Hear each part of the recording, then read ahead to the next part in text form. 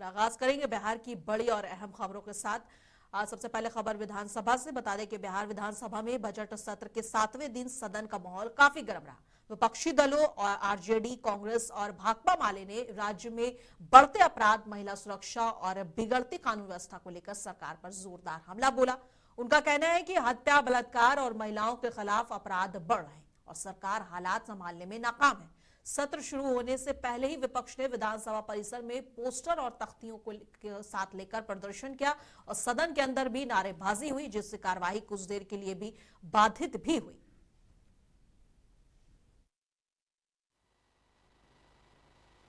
बहन बेटियों की सुरक्षा का कोई इससे चिंता नहीं है। अपराधियों को हमेशा बचाने में लगी रही है और लिपापोती करके बचाना चाहती है। इसलिए हम लोग लगातार प्रदर्शन कर रहे हैं बहन बेटियों की सुरक्षा को लेकर के, मान मर्यादा को लेकर के। बलात्कारियों के विरुद्ध हम लोग हमेशा हल्ला बोल किए हैं और करते रहेंगे। राष्ट्रपति शासन हम लोग मांग करते हैं।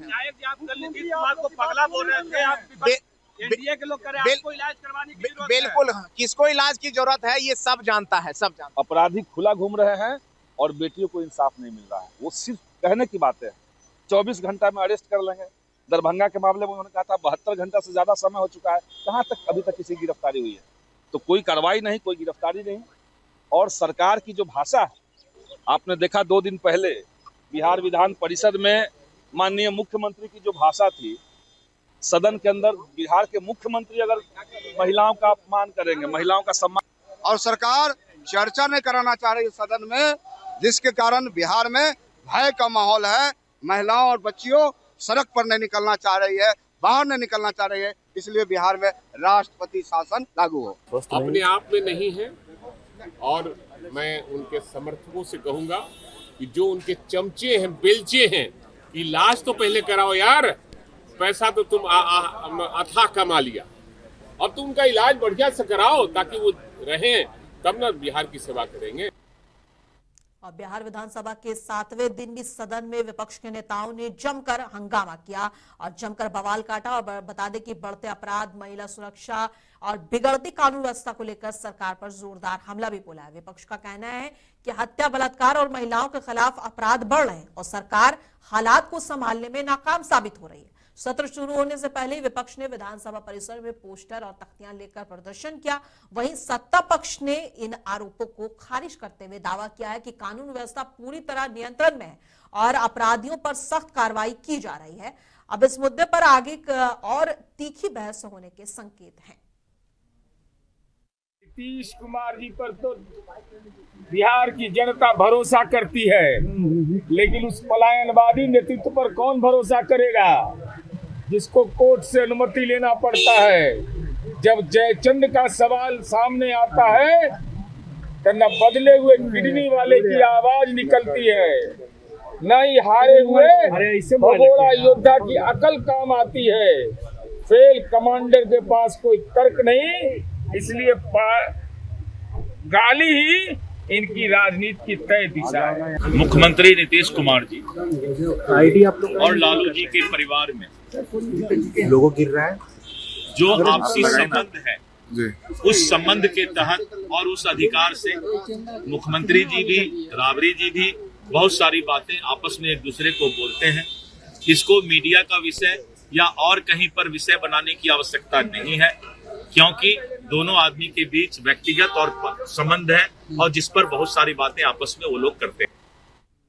लोकसभा में बजट पर चर्चा के दौरान एलजेपी रामविलास के सांसद अरुण भारती ने कांग्रेस पर तीखा हमला बोला है। उन्होंने कहा है कि साल 1952 में शुरू की गई माल ढुलाई समानीकरण नीति ने बिहार के विकास को गंभीर नुकसान पहुंचाया। उनका आरोप है कि इस नीति की वजह से बिहार जैसे खनिज संपन्न राज्य को उद्योगों का फायदा नहीं मिल पाया और राज्य आर्थिक रूप से पिछड़ गया। अरुण भारती ने कहा है कि अब समय आ गया है कि बिहार के साथ हुए इस ऐतिहासिक अन्याय पर गंभीरता से विचार किया जाए और उन्होंने अपनी बात इस दौरान सबके सामने रखी।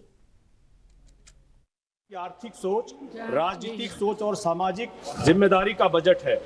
मैं अपनी पार्टी लोक जनशक्ति पार्टी रामविलास और हमारे नेता चिराग पासवान जी की तरफ से, बिहार की जनता की तरफ से इस बजट का समर्थन करते हुए कुछ मौलिक तर्क रखना चाहता हूं।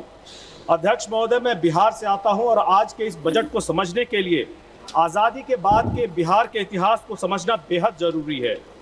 अगर बिहार की बदहाली की कारणों को संक्षेप में समेटा जाए तो 2C, या आज़ादी से पहले समझा जाए तो 1C, 3C के माध्यम से समझा जा सकता है, जिसमें पहला है लॉर्ड कॉर्नवालिस, जिन्होंने बिहार पर परमानेंट सेटलमेंट लगाकर फिक्स कर दिया था लगान, ताकि पैदावार हो या ना हो आपको लगान भरना पड़ेगा। दूसरा, कांग्रेस 1 अप्रैल 1952 में कांग्रेस ले आई थी फ्रेट इक्वलाइजेशन पॉलिसी, और यह पॉलिसी बिहार और बिहार जैसे राज्यों से उनका औद्योगिक भविष्य छीन लिया गया था। इक्वलाइजेशन के नाम पर बिहार जैसे राज्यों के साथ मार्जिनलाइजेशन, डिस्क्रिमिनेशन और एक्सप्लॉयटेशन किया गया था। लोहा हमारे यहां से निकला, कोयला हमारे यहां से निकला, लेकिन फैक्ट्रियां हमसे दूर कर दी गई थी। अध्यक्ष महोदय, सदन में 2 भारत की चर्चा हम लोगों ने सुनी है। बिहार भी इस 2 भारत की चर्चा का विषय है।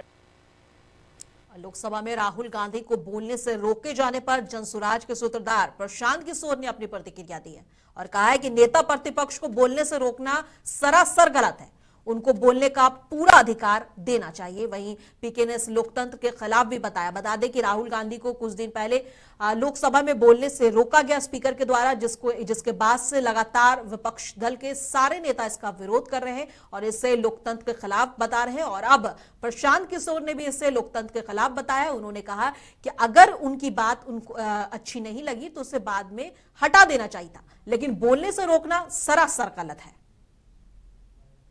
गांधी विपक्ष के नेता हैं और जब भी चुनाव होता है तो जनता सिर्फ सत्ता पक्ष का चयन नहीं करती है, विपक्ष का भी चयन करती है। राहुल गांधी व्यक्ति से आपका सरोकार हो या ना हो, लोकतंत्र के लिए जरूरी है कि विपक्ष के नेता को बोलने से न रोका जाए। अगर राहुल गांधी सदन में कुछ बोल रहे थे, अगर सरकार को अमान्य लग रहा था, गलत लग रहा था, तो बोलने के बाद उस चीज को आप हटा देते रिकॉर्ड से। बोलने देने से रोकना मुझे लगता है कि उचित नहीं है, ये लोकतंत्र के लिए घातक है। विपक्ष के नेता को बोलने का अधिकार है।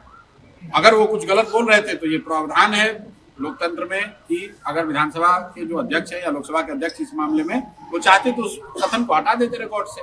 उनको रोकना नहीं चाहिए था और इस हिसाब से सरकार की गलती है। लेकिन अब बात ये आ रही है कि किताब छपने से पहले लीक हो गया और उस मामले में भाई ऑलरेडी किताब है, तभी तो उन्होंने कोट किया है। और सदन में जो राहुल गांधी बोल रहे थे वो किताब के हवाले से नहीं, कारवन मैगजीन में जो आर्टिकल छपा था जिसमें उस किताब का रेफरेंस लिया गया। जवाब में जो हम लोगों ने देखा टेलीविजन पे, राजनाथ सिंह जी ने ये कहा या सरकार की ओर से कहा गया कि ये किताब पब्लिश नहीं हुई है, तो उन लोगों ने अगले दिन लाकर उसको किताब को दिया, दिखाया कि भाई ये किताब पब्लिश है। किताब पब्लिश है मतलब सदन में जब आप कोई बात कहते हैं तो उसको ऑथेंटिकेट करना पड़ता है। इस तरह की बात जब आप करते हैं तो एक शब्द है ऑथेंटिकेट करना। तो कांग्रेस का ये कहना है कि हम लोगों ने उस बात को ऑथेंटिकेट किया कि हम लोग गलत नहीं बोल रहे थे, किताब छपी हुई। पटना के आलमगंज इलाके में बुधवार के अहले सुबह पुलिस ने बड़ी कार्रवाई करते कुख्यात अपराधी राजीव कुमार उर्फ सूर्या को मुठभेड़ के बाद गिरफ्तार कर लिया है।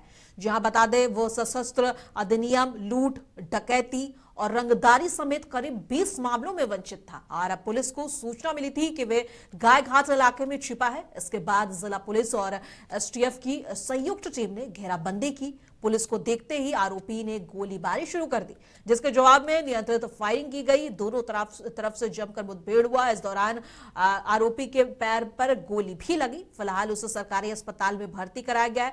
पुलिस ने उसके खिलाफ एक नया मामला दर्ज कर जांच शुरू कर दी है। अभी करीब 5:30 बजे एक अपराधकर्मी जिनका नाम राजीव कुमार और सूर्या डॉन है और ये कई प्रकार के मामलों में इनकी संलिप्तता रही है, जिसमें आर्म्स एक्ट, डकैती, लूट वगैरह है। पुलिस को सूचना मिली कि गाय घाट पे नाविक वगैरह से रंगदारी मांगने का काम कर रहे हैं। सूचना का सत्यापन किया गया। उसके उपरांत पुलिस की टीम यहाँ पे आई, साथ में एसटीएफ की टीम और डीआईओ की टीम भी थी। पुलिस को देखकर उक्त अपराधकर्मी के द्वारा भागते हुए फायरिंग की गई। जवाबी कार्रवाई करते हुए पुलिस के द्वारा भी फायरिंग की गई, जिसमें अपराधकर्मी को एक गोली उनके पैर में लगी है। इसके उपरांत उन्हें इलाज के लिए ले जाया गया। घटनास्थल पे एफएसएल की टीम बुलाई गई है। पूरे घटनास्थल का साइंटिफिक तरीके से निरीक्षण किया जा रहा है। इसके साथ ही इस संदर्भ में आलमगंज थाने में एक अलग से एक कांड भी दर्ज किया गया जिसका अनुसंधान किया जा रहा है। और एआईएमआईएम विधायक अख्तरुल ईमान ने आरजेडी नेता भाई वीरेंद्र के उस बयान को सही बताया जिसमें उन्होंने कहा कि कांड राम करता है और फंसा रहीम को दिया जाता है। अख्तरुल ईमान ने इसे सही ठहराते हुए कहा कि देश में अल्पसंख्यक पिछड़ों और गरीबों के साथ लगातार अन्याय हो रहा है और सरकार जो है इसको नजरअंदाज कर रही है और ऐसे मामलों पर कोई सख्त कार्रवाई भी नहीं हो रही है। भाई वीरेंद्र ने साफ तौर पर ये कहा है कि खास जाति को टारगेट करके मारा जा रहा है। नहीं, उन्होंने जो बात कही है उसमें कुछ सच्चाई तो है कि अक़लियतों को, दलितों को, पिछड़ों को, कमजोरों को, महिलाओं को निशाना बनाया जा रहा है, इसमें कोई शक नहीं है। बिहार में ये जो इस वक्त मैंने डंडे की राज चलाने की बात कर रहे थे, गरीबों पर डंडे चल रहे हैं और बलात्कारियों पर डंडे नहीं चल रहे हैं, लुटेरों पर नहीं चल रहे हैं। करप्शन में डूबी हुई सरकार है और लॉ एंड ऑर्डर पूरे तौर पर फेल है।